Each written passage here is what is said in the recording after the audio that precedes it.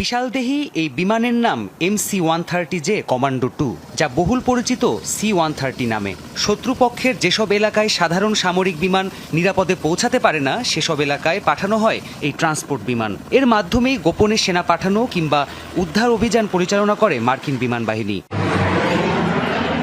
সম্প্রতি ইরানের আকাশসীমায় উঠতে থাকা একটি মার্কিন F-15E যুদ্ধবিমান ভূপাতিত করে ইরানের সামরিক বাহিনী। এ ঘটনায় নিখোঁজ এক এয়ারম্যানকে উদ্ধারে বিশেষ এই C-130 বিমান পাঠায় যুক্তরাষ্ট্র।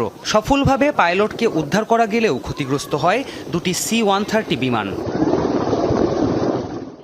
মার্কিন গণমাধ্যম দ্য ওয়াল স্ট্রিট জার্নালের প্রতিবেদনে দাবি করা হয়, ক্ষতির মুখে পড়া বিমান দুটি মার্কিন বিমান বাহিনী ধ্বংস করে এসেছে।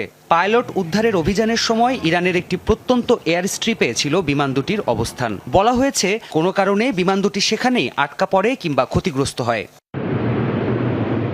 বিমান দুটিতে মার্কিন বাহিনীর অত্যন্ত সংবেদনশীল তথ্য ছিল বলে জানানো হয় প্রতিবেদনে। পাশাপাশি অত্যাধুনিক এই বিমানের প্রযুক্তি ইরানের হাতে পড়ুক, এটাও চায়নি মার্কিন প্রশাসন। এ কারণেই ক্ষতিগ্রস্ত বিমান দুটিকে পুরোপুরি ধ্বংস করা হয়। উদ্ধারকৃত পাইলট আর অভিযানে অংশ নেওয়া বিশেষ বাহিনীকে নিরাপদে সরিয়ে আনতে পরে অতিরিক্ত আরও 3টি বিমান পাঠায় ওয়াশিংটন।